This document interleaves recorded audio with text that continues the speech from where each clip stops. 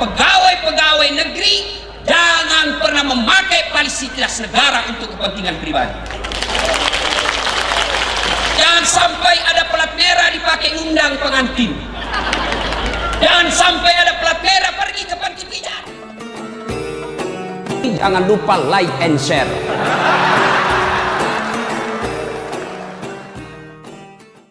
Saudara sekalian teristimewa yang mengundang kita pada hari ini, Bapak Bupati Kabupaten Kepahyang, Bapak Wali Kota Kota Bengkulu, Bapak Wakil Bupati Bengkulu Tengah, Bapak Kapolres, Pak Dandim, Bapak Ketua Pengadilan, Kejaksaan, hadirin dan hadirat yang saya mohon maaf tidak bisa menyebut nama satu demi satu, di samping karena keterbatasan waktu, juga yang sejujurnya saya belum tahu namanya satu demi satu. Insya Allah dimuliakan dan dirahmati oleh Allah Subhanahu wa Ta'ala. Hari ini saya diundang untuk tablik akbar ulang tahun ke-16. Ini Pak Bupati ceramah keras-keras sedikit atau lembek-lembek? Hah? Gas. Oke, gas ya. Tenang, kita gas full hari ini. Ini kita kumpul. Nanti akhirat juga begini. Ini masih enak. Matahari teduh, ada atap. Tadi dikasih bungkusan begini. Meskipun ada sudah dikasih satu lebih belum. Itu namanya ibu-ibu Columbus. Kelompok ibu-ibu pembungkus. Hah? Alhamdulillah. Tapi nanti kata Nabi di padang mahsyar, matahari dari kepala kata Nabi seolah-olah panasnya tinggal satu jengkal dari kepala. Dari Adam sampai kiamat dikumpul manusia berapa triliun waktu itu. Dan pada saat itu orang semua gelisah dengan amal-amalnya. Dan pada saat itu Nabi menjelaskan, ada orang nanti mukanya seperti tikus. Siapa muka tikus ya Rasulullah? Nabi menjelaskan, mereka ketika hidup amalnya, sifatnya, kelakuannya seperti tikus. Tahu sifat tikus? Suka ngambil barangnya orang. Kue disimpan baik-baik, dicuri sama tikus. Nasi ditutup rapat-rapat, digigitnya tutup nasi, dia curi kita punya nasi. Tikus. Maka orang-orang yang suka ngambil barang-barang di kantor, nanti mukanya seperti tikus. Apa ibu? Tikus. Apa? Tikus. Maka kalau ada pergantian bupati, pergantian kepala dinas, rumah-rumah jabatan hilang gordennya, hilang kursinya, hilang piringnya, hilang AC-nya, maka penghuninya nanti seperti tikus. Maka bapak-bapak pegawai negeri yang pernah mengambil barang-barang kantor, kembalikan besok dalam rangka hari ulang tahun kabupaten kita. Anggota DPR yang pernah menilap uang-uang reses, tanda tangan palsu. Pernah dengar ceritanya anggota DPR di akhirat? Pernah? Oh, di akhirat nanti ada penghafal Quran, masuk surga dia ini penghafal Quran. Begitu masuk surga, dilihat, kenapa banyak anggota DPR di surga? Di negara saya banyak yang korupsi. Dia datang ke penjaga surga protes. Malaikat, kenapa ini banyak anggota DPR? Di negara saya banyak yang korupsi. Tangkap OTT. Kata anggota penjaga surga, malaikat, gak usah ribut. Kenapa? Ini cuma reses. Sebentar lagi kembali lagi ke neraka. Bukan yang di Kepahyang, bukan di sini. Ada anggota DPR di atas sini? Ada nggak? Ada. Tengok baik-baik wajahnya. Ini anggota DPR yang baik ini. Yang datang di tempat ini anggota DPR baik. Berapa anggota DPR yang ada di Kepahyang kita? Berapa? 25. Berapa yang hadir di tempat ini? Berapa? Berapa? Inilah yang baik ini. Yang tidak datang baik juga, tapi lebih baik yang datang. Coba seandainya belum pil caleg, datang semua, biar tidak diundang dia datang. Tapi karena sudah terpilih, hilang mereka. Nah, ibu bapak, saudara-saudara sekalian, mereka yang pernah mengambil barang-barang kantor, nanti di akhirat setengah mati mukanya seperti tikus. Dan repotnya lagi, barang yang dia pernah ambil disuruh pikul. Bayangkan, sambil nunggu, diantri kita satu demi satu, dipanggil satu demi satu. Bayangkan, panggil satu demi satu. Pernah ngantri bayar listrik? Pernah. Padahal ngantrinya paling cuma 50 orang. Ngantrinya kita masih dalam ruangan, ngantrinya masih ada beberapa loket. Kita sudah menderita. Bagaimana ngantri di padang mahsyar? Loketnya cuma satu. Manusia dari Adam sampai kiamat, berapa triliun matahari tinggal satu jengkal dari kepala, dan kita dipanggil satu demi satu. Dan pada saat ngantri menunggu panggilan itu, maka mereka yang pernah mengambil barang-barang negara disuruh pikul apa yang pernah diambil. Meja, disuruh ngambil meja, ternyata bapak ini yang ngambil. Maka hati-hati Pak, pegawai-pegawai negeri, kembalikan barang-barang yang pernah bapak ambil. Bapak-bapak dan kau mengambil tanah-tanahnya orang itu melalui pagarmu, kembalikan. Ingat, jangankan mengambil tanah, pohon saja yang tangkainya menyeberang ke pagarnya tetangga, itu hak miliknya tetangga. Misal, ibu tanam mangga nih, lalu ibu tanam mangga, lalu tangkainya mangganya ibu nyebrang ke pagar tetangga, maka yang nyebrang haknya tetangga, halal dia ambil. Mahasiswa saya langsung ngomong, Ustaz, bagaimana kalau istrinya tetangga menyeberang ke tanah? Bolehkah diambil itu, Ustaz? Oh, lain lagi kasusnya itu.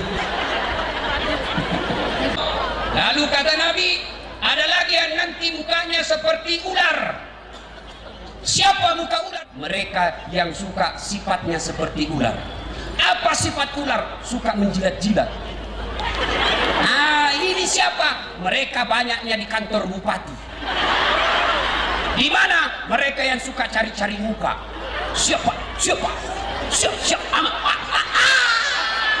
Kampungan.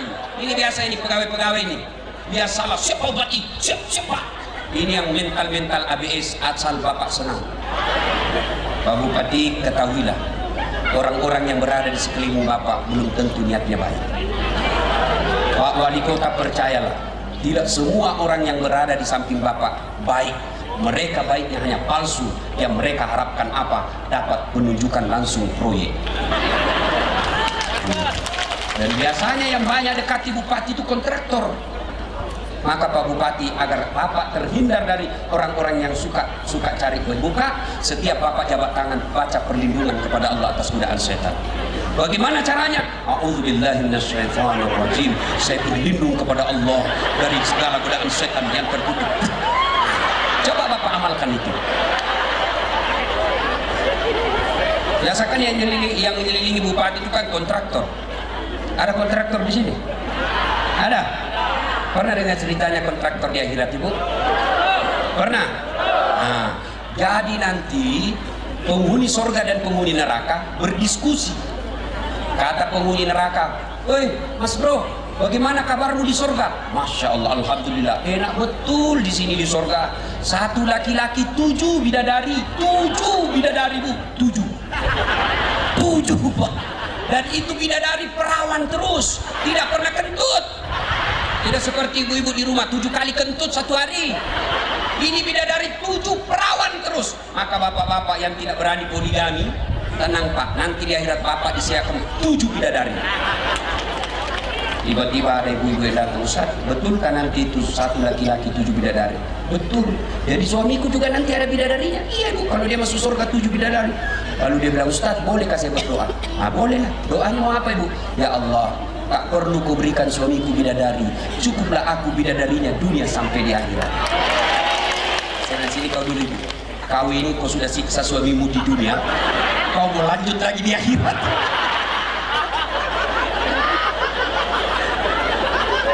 Lalu kata penghuni neraka, penghuni surga, "Bagaimana kabarmu di situ?" "Masya Allah, nyaman betul di sini. Tidak ada enaknya di neraka. Hancur kita." Dan penghuni neraka berkata, "Bolehkah kami jalan-jalan ke situ?" "Ya bilang boleh, sinilah kau." "Bagaimana caranya?" "Ah, gampang. Kami bikin jembatan dari neraka, kau juga bikin jembatan dari surga. Kita ketemu di tengah. Setuju?" "Setuju." Lelang proyek. Keluar pemenang tender. Waktu pekerjaan 3 hari.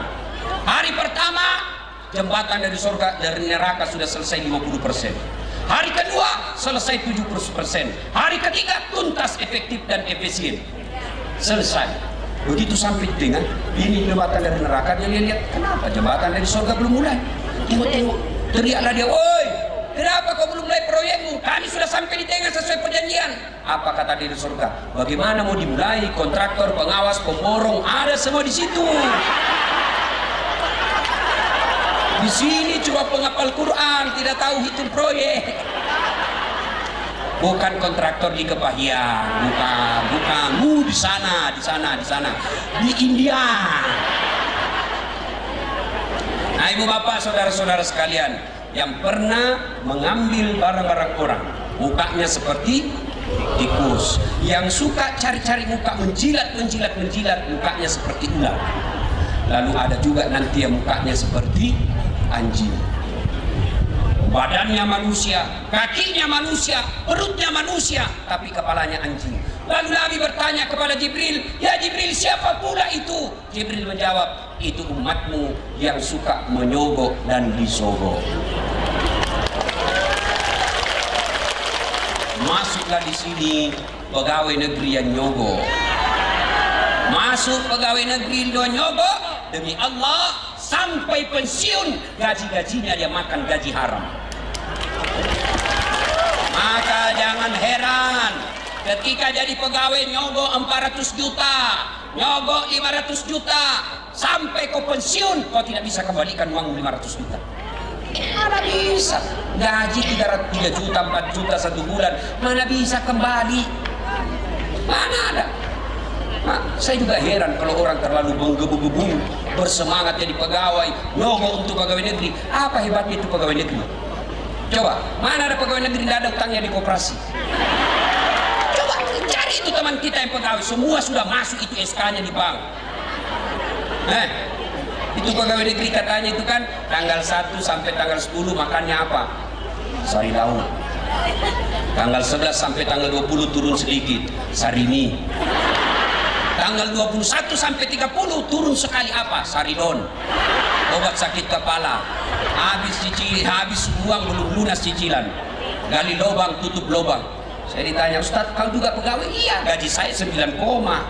Artinya apa? Tanggal 9 sudah koma. Ayo, maka ibu bapak jangan nyogok. Bu, anak disekolahkan tinggi-tinggi, mau jadi pegawai, jangan nyogok. Anggota DPR mau terpilih, jangan nyogok. Pak Bupati mau terpilih, jangan nyogok. Jangan nyogok. Saya, orang bilang, "Ustaz, tidak bisa jadi pegawai kalau tidak nyogok." Siapa bilang? Saya jadi pegawai negeri, adik saya, kakak saya, semua jadi pegawai, tidak ada nyogok. Siapa yang kita sogok? Allah Subhanahu wa ta'ala. Gimana caranya, Ustaz? You bangun, bapak ibu bangun sholat hajat namanya, minta kepada Allah. Kalau Allah yang kabulkan, kecil kekuatan bupati. Cuma ketika anak kita mendaftar, langsung kita tanya, "Mana rumahnya kepala dinas? Siapa yang dekat sama bupati ya? Ibu bupati." Hei, percaya, biar Pak Bupati senang sama kalian. Kalau Allah tidak kabulkan doa, tidak jadi. Biar Pak Bupati senang sama Bapak Ibu, kalau istrinya Bupati tidak senang, tidak jalan. Iya. Maka daripada ibu nyogok, lebih minta pertolongan kepada Allah. Minta berdoa kepada Allah. Ya Allah, saya sudah sekolahkan anak saya ya Allah. Saya sudah jualkan sawah warisan dari ibu saya ya Allah. Harta kekayaan saya habis untuk sekolahkan anak saya ya Allah. Mudah-mudahan anakku bisa jadi pejabat. Mudah-mudahan anakku bisa jadi pegawai. Engkau larang saya menyogok. Engkau larang saya cari muka. Engkau larang saya meminta kepada kecuali Engkau padamu ya Allah. Saya datang kepadamu malam ini. Minta ya Allah, kabulkan doaku. Tiap malam ibu 40 malam berturut-turut ibu menetes air matanya. Masa Allah tidak kabulkan doanya? Saya sudah berdoa, Ustaz. Betul ibu berdoa, tapi kadang-kala ibu berdoa di Facebook, berdoa di WhatsApp. Siapa yang ngajar berdoa di status? Sibuknya itu Tuhan mau baca statusmu. Ya Allah, lindungi suamiku. Ya Allah, mudahkan rezekinya. Prek. Beleng-beleng. Saya sudah berdoa, Ustaz. Tengah malam selesai sholat saya berdoa. Betul ibu berdoa, tapi apa yang ibu baca ibu tidak tahu maknanya. Akhirnya ibu, malaikat bingung. Lain di mulut, lain di hati. Ini malaikat apa? Sudah ibu ini lain di bibir lain di hati. Bu, saya mau tahu. Saya mau aja ibu. Mau ibu, bu, supaya cepat kaya. Saya ajarkan doa. Pendek sekali. Mau cepat kaya bu? Mau? Mau? Saya ajarkan doanya. Ikut sama-sama. Bismillahirrahmanirrahim. Allahumma barik lana bima rasaktana wa qina azabannar. Bisa ibu? Nah, ini namanya lain di mulut, lain di hati. Ibu mau cepat kaya tapi doa makan yang ibu baca. Maka berdoa tidak harus pakai bahasa Arab. Kenapa? Ibu pakai bahasa Arab, belum tentu cocok ucapannya, belum tentu ibu tahu maknanya. Maka lebih baik ibu curhat memakai bahasa ibu. Ya Allah, Engkau sudah tahu apa yang ku mau, maka kabulkan ya Allah. Selesai. Bu, mau pegawai anaknya, jangan nyogok. Lebih baik bangun sholat tengah malam 40 malam berturut-turut. Saya sudah berdoa Ustaz, tapi apa yang saya minta tidak dikabulkan. Percaya berarti bukan pegawai negeri yang baik buat ibu. Dulu saya tamat SMA, mau jadi tentara, akabri, penerbang. Tes fisik tidak lulus. Kenapa? Ceper. Tidak cukup tinggiku. Saya protes kepada Allah, ya Allah, kenapa kau lahirkan saya dalam keadaan pendek? Kau tidak rugi jadi Tuhan kalau saya jadi tentara. Temanku lulus polisi. Sekarang dia sudah satu bunga di Polda Sulbar, reserse pakai baret merah. Saya lulus malah jadi ustad pakai baret putih. Tapi alhamdulillah dengan baret putih yang saya pakai, mulai baret hitam sampai baret merah, saya ceramai kau semua.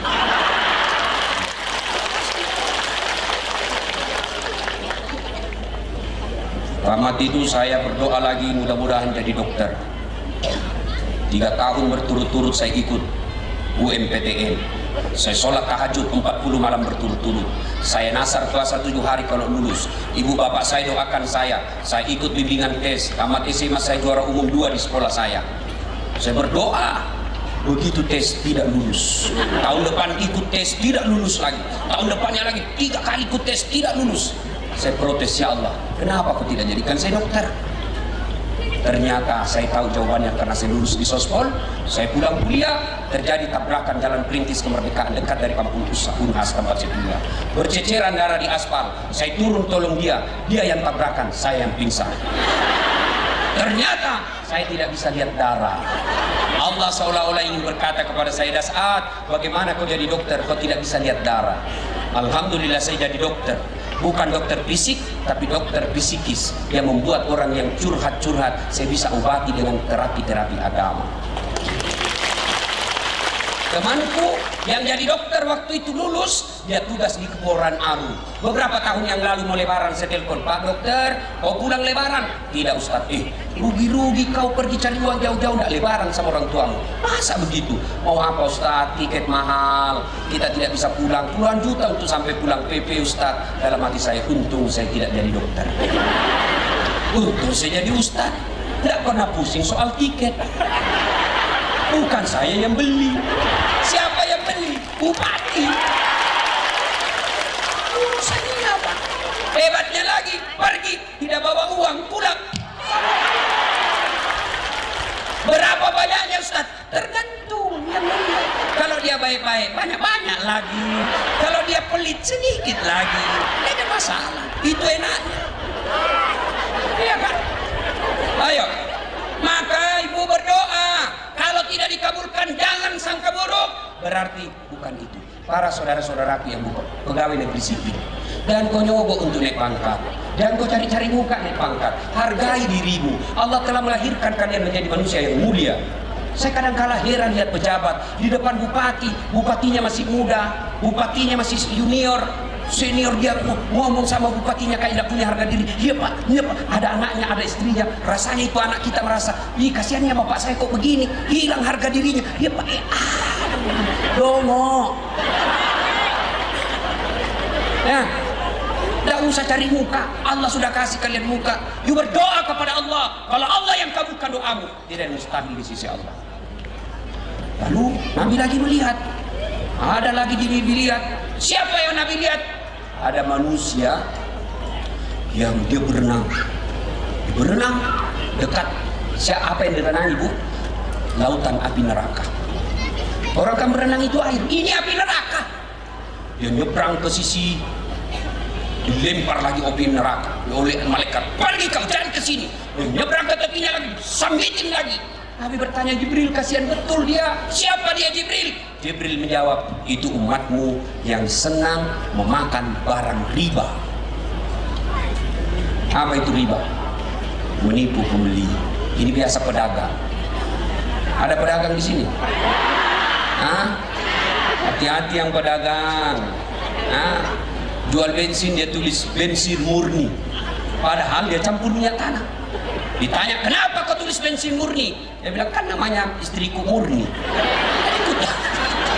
Pret. Salatullah ala toha Rasulillah. Salatullah salamullah ala yasin habibillah. Lanjut kisah oleh Nabi. Dan pada saat itu semua orang gelisah. Sambil menunggu diadili, Allah menyediakan ruangan untuk ruang tunggu. Sama lah kalau kita di bandara, ibu bapak yang tidak pernah ke bandara, di bandara itu Pak, Bu, ada ruang tunggu. Ruang tunggu ini umum, semua orang boleh masuk di situ yang mau terbang, yang tukang judi, yang penipu, yang cakep, yang jelek, ada semua di situ. Tapi Allah sediakan ruang khusus, ruang istimewa, namanya ruang VVIP. Di dalamnya hanya orang-orang pilihan. Begitu juga nanti di padang mahsyar. Dia menunggu di sini lapangan semua Islam, semua umat non Muslim, semua ada di situ, gabung-gabung. Tapi Allah sediakan ruangan. Siapa yang ada di dalam ini? Ada 7 golongan. Diberikan perlindungan. Siapa mereka? Yang pertama kata Nabi, imamun adil, pemimpin yang adil. Dikasih ruang khusus. Pemimpin yang adil. Saya tanya, ibu-ibu, siapa yang pandai mengaji? Angkat tangan. Ayo, angkat tangan. Siapa yang pandai mengaji? Yang pandai mengaji, ayo angkat tangan. Semua. Siapa yang pernah bayar zakat? Siapa yang pernah bayar sedekah? Semua. Siapa yang pernah berjamaah di masjid? Siapa yang pernah sering kamis? Alhamdulillah. Di sini siapa bupati? Siapa bupati? Hanya satu aja. Berarti keliru dan rugi besar apabila bupati yang satu-satunya Allah kasih kabupaten ini tidak memudahkan masuk ke dalam surga. Ya, mubalik, penghafal Quran, puasa Senin Kamis, yang rajin berjamaah banyak Pak. Tapi bupati hanya satu. Maka rugi kalau bupati tidak memanfaatkan, memudahkan dirinya masuk ke dalam surga. Kenapa? Sendiri aja. Kenapa penting jadi pejabat? Memudahkan masuk surga.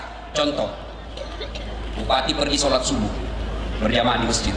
Assalamualaikum warahmatullahi wabarakatuh. Assalamualaikum warahmatullahi wabarakatuh. Bapak cari, mana ini kepala dinas pendidikan? Tidak pernah juga datang-datang di masjid ini. Mana ini? Tidak pernah saya dapat sholat subuh. Besok Satpol PP polisi setengah. Satpol PP kan polisi setengah. Itu dia akan ngomong kepada kepala dinas pendidikan, Pak Kadis, tadi Pak Bupati sholat subuh di Masjid Agung, Bapak dicari, beliau katakan tidak pernah saya dapat itu kepala dinas sholat jamaah. Besok Pak, belum salat subuh azan sudah ada kepala dinas pendidikan di masjid. Itulah hebatnya jadi bupati. Tiba-tiba ada rakyat, Bapak Bupati jalan di kantor ke desa-desa. Beliau melihat ada fakir miskin, didatangi. Bu, gak punya beras? Gak punya beras Pak. Telepon kepala dinas pertanian. Pak Kadis, ini ada masyarakat gak punya beras. Kamu kalau gak pernah urus-urus ini, besok bawakan beras ya. Datang beras, belum besok sudah datang. Kalau saya telepon Pak Kadis, ya Ustaz, bawakan beras besok. Ya Pak Ustaz, insya Allah Ustaz. Itu lagi belum datang, insya Allah Ustaz. Itulah hebatnya jadi bupati. Coba, ada janda. Ada janda di sini. tangan. Ada janda? Ada duda? Ada duda? Pak Bupati selesaikan nasib mereka. Jadi ibu-ibu janda jangan juga mengharap bujang. Cukup ya duda dengan janda. Ibu-ibu mau gampang masuk surga? Mau? Betul. Ibu-ibu tahu nggak? Di Quran itu kan ada 4 jenis rumah tangga. Ya, Bu. Yang pertama, suaminya beriman, istrinya kafir. Ini keluarga Nabi Lut. Ada juga istrinya beriman tapi suaminya kafir.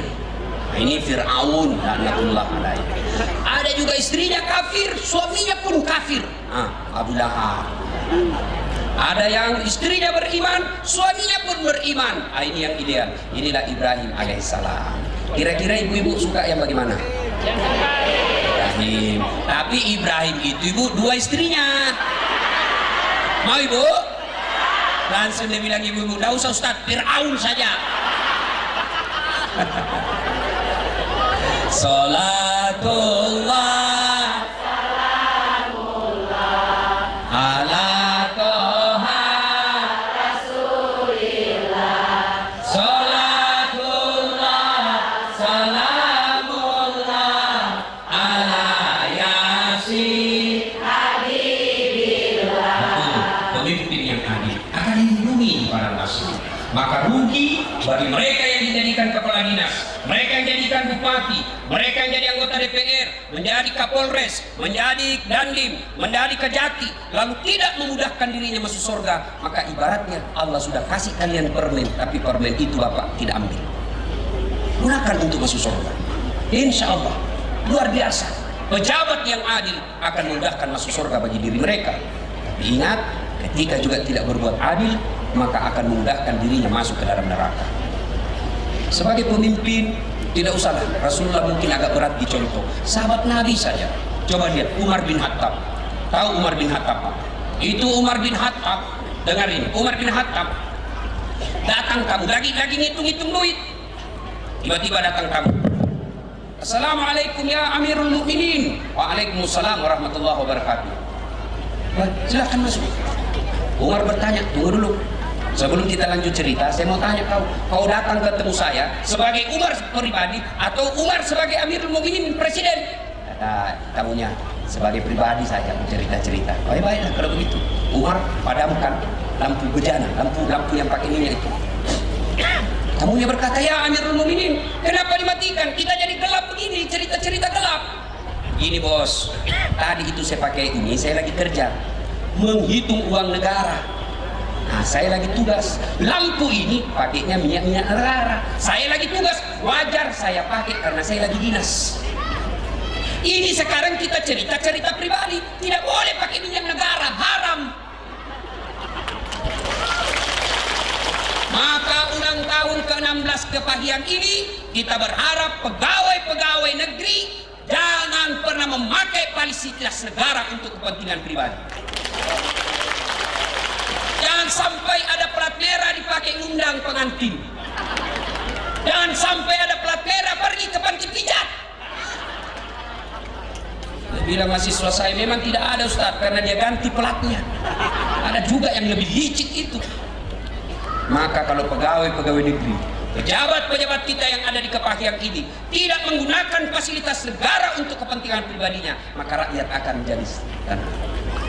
Umar bin Khattab lagi belusukan pergi ke tempat pengembalaan di Madinah. Umar melihat, kenapa ada onta gemuk sendiri? Kok onta itu besar sendiri? Siapa itu? Siapa punya itu? Miliknya Abdullah. Abdullah siapa? Abdullah bin Umar, anak saya. Iya, panggil Abdullah. Anggaplah kira-kira kepala dinas peternakan. Kepala dinas peternakan panggil anak saya. Panggil itu. Datang. Abdullah, jual itu ontamu. Kenapa bisa gemuk sendiri? Jual, ambil modalmu. Berapa kau belikan dulu? Lebihnya itu balikkan, masukkan kas negara. Kenapa Pak? Tidak boleh. Saya pelihara dengan sportif. Kau pelihara memang sportif, tapi kau diberikan perlakuan khusus sehingga kambingmu, ontamu besar sendiri dikasih makanan khusus. Kenapa? Karena kau orang pikir kau anak presiden, maka kau diperlakukan khusus. maka tidak boleh ada nepotisme di kabupaten ini. Ada bapaknya kepala dinas, dia lebih hebat dari bapaknya. Ada juga begitu. Maka ulang tahun kabupaten ini tidak ada lagi kelakuan seperti itu. Banyak yang kita mau sampaikan, tapi ini poin pertama, soal ahli adat. Poin kedua, setelah Nabi sampai ke Madinah hijrah, ini berkaitan ulang tahun kepahian. Nabi sampai ke Madinah hijrah, dan Nabi disambut oleh lagu Tala al-badru alaina min saniyatil wada wajah syukuru alaina ja'ah lillahida.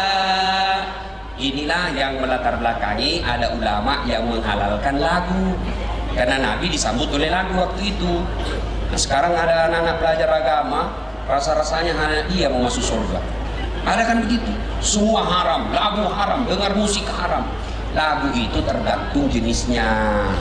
Kalau lagunya lagu dakwah boleh, lagunya Umi Rama boleh. Ibu-ibu pulang suaminya menyanyi halal. Lagunya apa? Suami duduk-duduk di kursi, ibu peluk-peluk sambil menyanyi. Bila kamu di sisiku, hati rasa syahdu. Boleh kalau lagu begitu, menangkan hati suami. Suami masuk kamar, berantakan kamarnya, suami marah lagi, ibu peluk dari belakang sambil menyanyi. Insaflah wahai manusia. Boleh begitu, boleh. Jangan juga mentang-mentang suaminya sudah pensiun, sudah tua-tua mulai pikun-pikun, sakit-sakit, dia pangkulah suaminya di kepalanya, lalu dia menyanyi. Bila Israel datang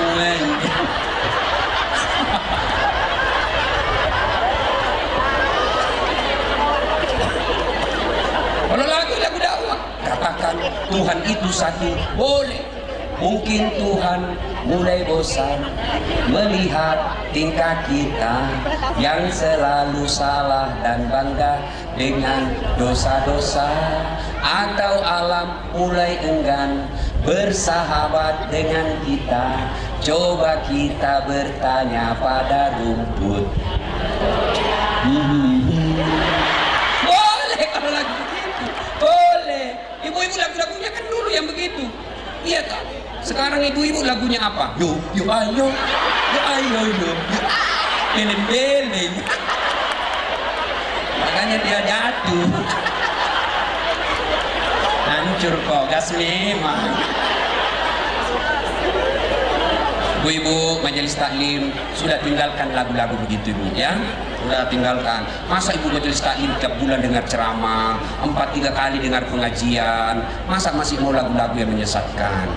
Katanya majelis taklim, tapi olahraga kok campur-campur laki perempuan. Pak Bupati, kalau bisa ada namanya senam Jumat sehat, boleh. Perempuan boleh olahraga supaya dia sehat, karena kalau kita sakit repot ngurus anak. Tapi jangan campur-campur. Senam boleh, laki-laki sebelah kanan gedung, perempuan sebelah kiri gedung, supaya tidak campur. Ini tidak. Ibu-ibu di depan, bajunya tipis, roknya tipis, dia di depan, 1, 2, ada bapak-bapak di belakang, 3. Bagaimana tidak hancur? Beleng-beleng. Ada begitu di sini? Ada. Nah, kita mudah-mudahan ulang tahun 16 ini kita tinggalkan yang begitu. Ya, putar ke kiri, putar lagi ke ya, beleng-beleng. Kita dulu kecil, zamannya Pak Wali Kota, Pak Hilmi, lagu kita dulu bagus-bagus, Romi Rama.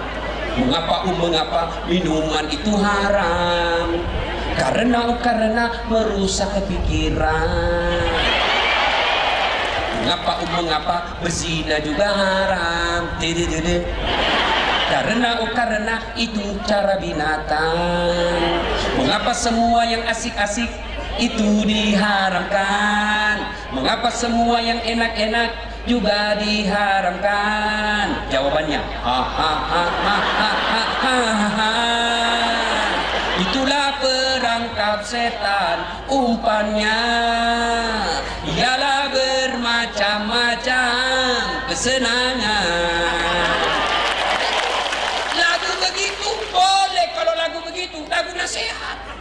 sekarang lagunya anak-anak apa? Pulang-pulangku berbadan dua. Dia pulang. Belen-belen. Nah, sudah. Sampailah Nabi di Madinah. Sahabat yang ada di Madinah disebut kaum Ansor berkata, ya Rasulullah, kau nginap di rumah saya besar. Kata sahabat yang lain, ya Rasulullah, rumah saya bukan cuma besar, ambil sekalian rumah saya. Semua senang didatangi Rasulullah. Lalu Nabi bersabda, saya serahkan kepada untaku. Lalu unta beliau jalan-jalan, lalu beliau duduk. Setelah itu beliau membangun Masjid Kuba. Sekarang ini, maka pertama kali yang dibangun oleh Nabi, masjid. Pak Bupati, kalau mau makmur negara kita ini, mau makmur kita punya kabupaten ini, tidak ada pilihan, makmurkan masjid. Bawa masyarakat kita masuk masjid, ajak masyarakat kita masuk masjid. Insya Allah, biar kita di atas bukit seperti ini, biar kita tidak punya sumber daya alam yang banyak, tapi kalau masyarakatnya makmurkan masjid, walau anna ahlal qura amanu wattaqau lafatahna alaihim barakatim minas samai wal ard. Aku tumbuhkan keberkahan dari langit dan aku munculkan keberkahan dari dalam tanah. Maka Pak Bupati, mulai besok tahun 16 ini, ajak semua kepala-kepala dinas, ayo mulai tahun ini giatkan masjid, hidupkan masjid. Dan Pak Bupati kalau rajin ke masjid, insya Allah kepala dinas pasti. Ya, Pak Bupati, sampaikan kepala-kepala dinas Bapak, lebih baik saya paksa kamu masuk surga daripada kau sukarela masuk neraka. Begitu pesan Ustadz Helmi Hasan. Beliau panggil pejabat-pejabatnya, lebih baik saya paksa kau masuk surga daripada kau sukarela masuk neraka. Itu namanya dipaksa masuk surga. Gimana caranya? Paksa dia datang berjamaah, paksa dia keluarkan zakatnya, paksa dia keluarkan infaknya, daripada dia keluarkan dia masuk neraka. Ayo datang jamaah di masjid. Dan demi Allah, tidak ada saya lihat orang yang rajin berjamaah di masjid hidupnya sengsara. Bukan? Ayo, cuma yang membuat kita kadang-kala malas datang berjamaah di masjid. Kenapa orang malas berjamaah ke masjid? Satu, dia tidak tahu pahala. Dengar ini baik-baik, pahala berjamaah. Kata Nabi, kalian wudhu dulu, lalu datang ke masjid berjamaah, maka pahalanya satu langkah kaki kananmu catat satu pahala, langkah kaki kirimu hancur dosa-dosa kecil. Jadi kalau rumah dari masjid 300 meter, PP 600 meter. Satu langkah pahala, langkah kaki kiri hapus dosa kecilnya. Apalagi kalau bapak jalannya begini. Berapa langkah kaki itu? Masya Allah. Apalagi kalau bapak begitu sampai masjid, keliling lagi dulu ke pasar, pergi lagi ke sana lagi, sampai berapa langkah kaki didapat. Yang kedua, pahala berjamaah. Kata Nabi, seluruh materi yang kelewati, pagar, aspal, dinding, tembok, semua akan jadi saksi di akhirat kelak. Dia akan berkata, ya Allah, jangan kau masukkan dia neraka, masukkan dia surga, saya saksinya dia datang berjamaah di masjid. Itulah sebabnya ketika kita datang berjamaah di masjid, disunahkan lain jalannya waktu pergi dan pula jalannya waktu pulang. Itu sunnah.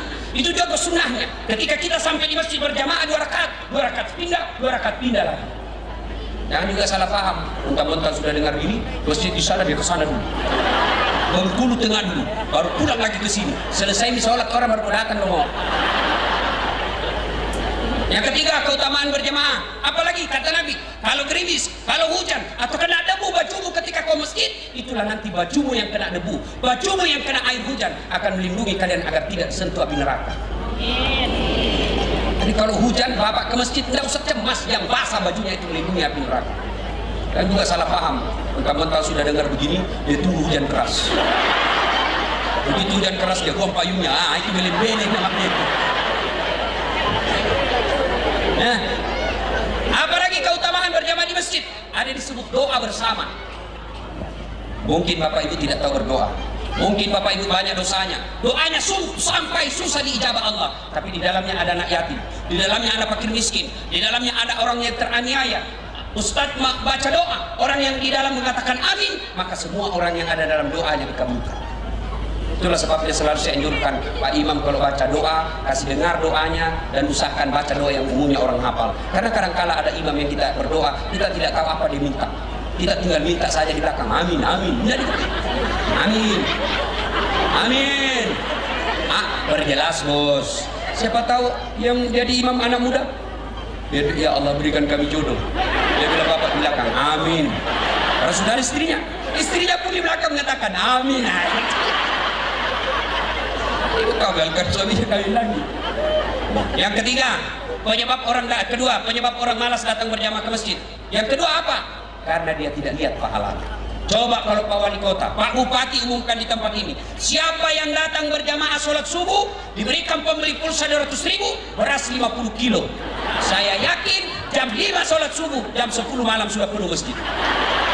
Padahal kata Nabi, kalau kalian lihat pahala salat jamaah subuh, kalau kalian tahu dan lihat pahalanya itu, maka kalian akan datang ke masjid walaupun kalian akan merangkak besarnya pahala berjamaah.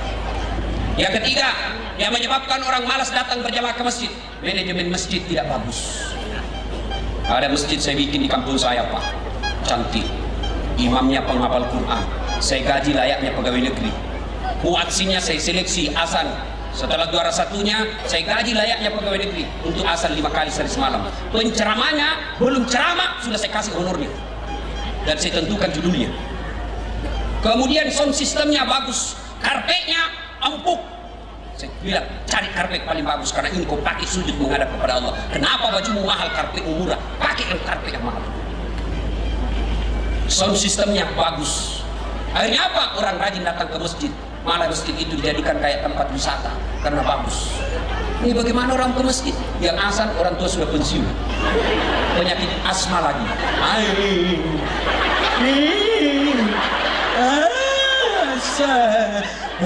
Dia bilang itu lagi yang asal itu lagi. Bagaimana orang mau ke masjid? Sound sistemnya begitu takbir langsung story. Allahu Akbar.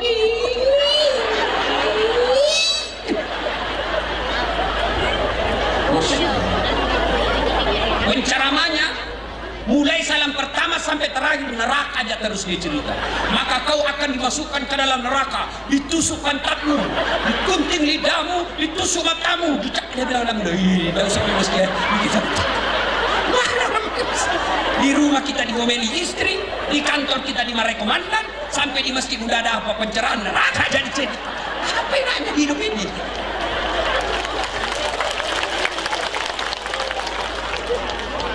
Dapat lagi imam yang balik-balik sunnah Nabi. Nabi katakan kalau kau jadi imam ringkaskan bacaan sholatmu sunnah. Itu Nabi katakan ringkaskan.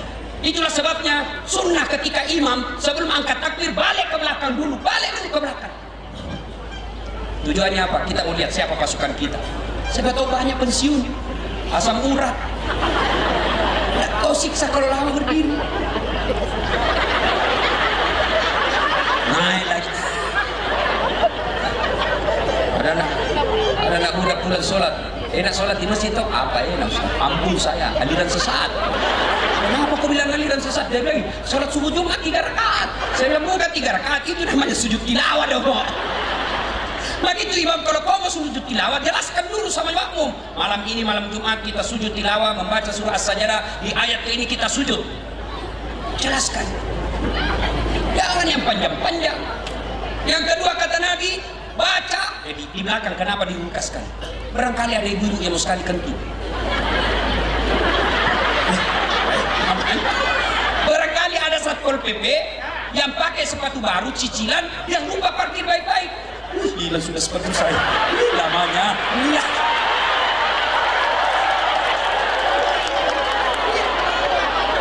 Iya. Barangkali ada remaja masjid dan dia lupa cabut kunci motornya.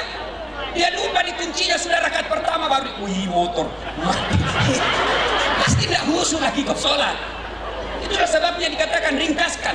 Yang kedua kata Nabi, kalau kau jadi imam, dengar baik-baik ini para imam. Kalau kau jadi imam, baca yang umumnya orang hafal.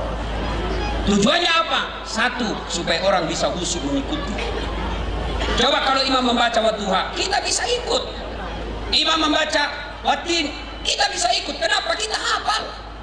Tapi begitu imam membaca surah Al-Baqarah ayat 10 sampai 102, dia khusyuk dengan bacanya, kita khusyuk dengan hayalan. kita mau ikut, tidak dihafal, kita mau sujud, belum selesai, terpaksa dibaca semua pengumuman di dinding. Keadaan keuangan masjid, pengeluaran. Ayo. Selesai dibaca itu pengumuman satu tripleks, belum selesai Pak Imam, dibaca lagi kalender. Persatuan Guru Republik Indonesia cabang Kabupaten Kepahian. Belum juga selesai dibaca lagi bajunya orang, caleg DPR RI.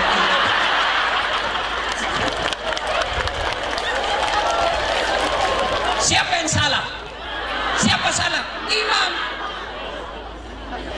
Yang kedua kata Nabi, tujuannya disuruh membaca umumnya orang hafal supaya kalau imam salah ada yang bisa luruskan. Saya ini bisa. Kenyataan ini.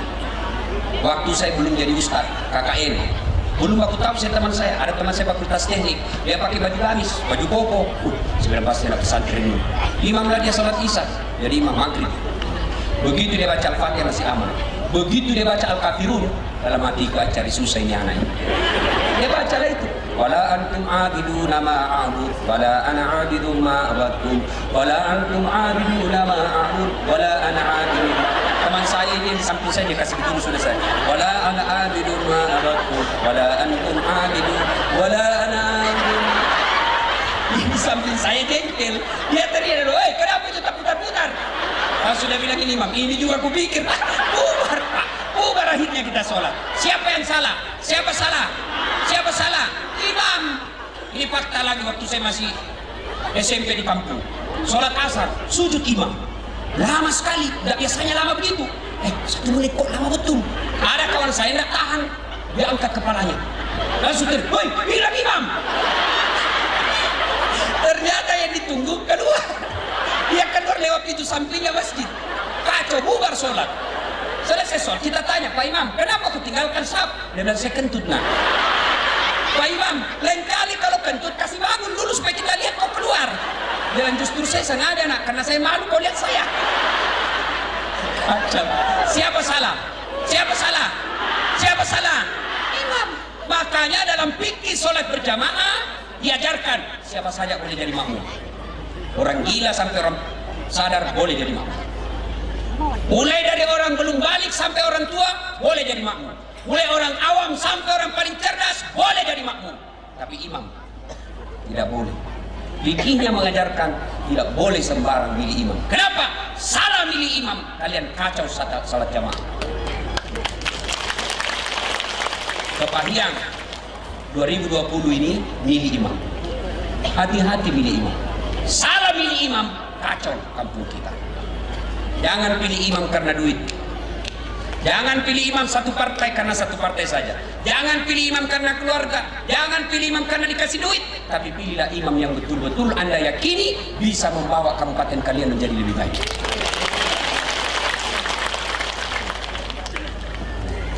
Kata imam, fikihnya berjamaah. 1, kata Nabi, pilih yang bagus bacaannya, berarti cerdas. 2, kata Nabi, yang bagus pendengarannya juga bisa masuk kategori. Supaya apa? Nanti kalau salah ditegur. Ini namanya kepekaan sosial. Nah, di sini saya sebenarnya Pak Bupati. Tadi di atas saya bilang, saya dengar sound sistemnya menggema Pak Bupati. Tidak bagus sini Pak Bupati. Lebih kita di bawah. Pak Bupati mengatakan siap Ustaz. Nah, ini berarti aspiratif, mendengarkan orang. Biar saya mau, kalau Pak Bupati tidak mau, di atas saja Ustaz. Ini namanya otoriter. Alhamdulillah bisa pertimbangan saya kedua karena ibu lebih banyak di belakang. Nah, cuma ibu-ibu ini paling senang dengar ceramah. Cuma paling tidak suka kalau kita cerita poligami. Ya, Bu. Ya kan? Ya, Bu. Hei, dengar Bu. Kami ini laki-laki tergantung istri. Kalau istrinya baik, pulang dia sayang, "Assalamualaikum kakandaku Arjuna." Kita pergi kantor, dia WhatsApp kita, "Bang, jangan menghalalkan segala cara. Baru saja saya sholat duha, saya doakan dalam sholatku, ya Allah lindungi suamiku, murahkan rezekinya, cinta dan sayangku hanya kepadamu, Bang." Senang kita suami. Nah, datang mertuanya dia hormati, datang iparnya dia muliakan, pulang suaminya belum sampai di rumah sudah siap makanannya. Siapapun yang goda istri suami kita tidak akan tergoda. Dia akan berkata, siapa kau cewek? Ada bidadari di rumah. Ini kita pulang daster di sebelah. Kelihatan tadi BH. Nonton televisi angkat kaki, makan kaki, angkat ketek. Bagaimana kita tidak cepat sakaratil maut? Kita di kantor dicarinya. Di mana kau Pak? Di kantor. Di mana kau? Di kantor. Tolong video call. Ini. Mana kita tidak cepat mati? Ya ketawa saya serius ini. Ngomong aja. Woi, tak kira itu Bu. Woi Bu, dengar. Ibu kira gampang jadi suami? Hah? Woi, saya serius ini. Ibu tahu dah itu suami. Ibu ditanggung dunia akhirat. Ibu tidak nanggung dosa suami, tapi demi Allah suami tanggung dosa-dosanya ibu. Kenapa? Saya bela kau hari ini. Apa maksudnya Ustaz? Dengar ibu. Kalau suami imam, suami penghafal Quran, suami majelis ulama, tapi istri tidak pakai jilbab, istri tidak sholat, istri tidak puasa Ramadan, istri tukang gosip, demi Allah, ku ampusakum wa ahlikum nar. Itu suamimu. Suami dulu masuk neraka, teman itu istri. Kalian jangan suka marah.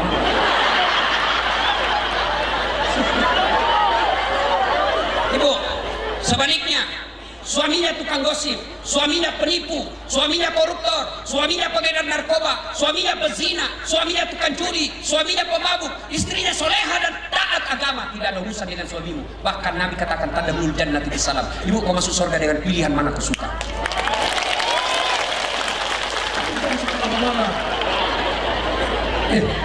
Ibu itu suami, ibu dipikir bagaimana supaya ibu bisa beli lipstik, bagaimana dibelikan baju supaya pulang kampung kau dimuliakan saudaramu, bagaimana kau belikan mobil supaya kau enak berjalan, bagaimana rumahmu diperbaiki supaya tetanggamu hormati kamu. Itu yang dipikir suami. Mana pernah ibu pikir bagaimana supaya belikan motor mobil suamiku? Ya ketawa.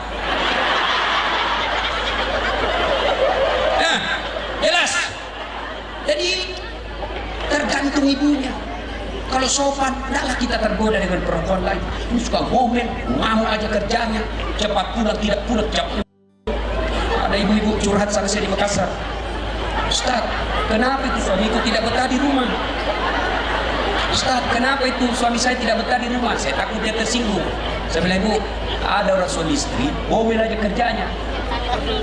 Terus ini akhirnya suaminya bawa belanja-belanja, dibelikanlah berlian. Selesai dibelikan berlian, senanglah istrinya. Suami yang pergi, bagaimana ini supaya saya tidak dengar lagi mobil. Dia bawa kampungnya, ada sumur tua. Dorong istrinya masuk ke sumur tua. Ngomel aja kau di situ, aku dengar juga. Rasa kau. 1 jam kemudian tiba-tiba dari dalam sumur ada makhluk tinggi besar hitam keluar. Kaget suaminya, siapa kamu? Saya lah penghuni sumur ini. Saya sudah 400 tahun dalam sumur ini.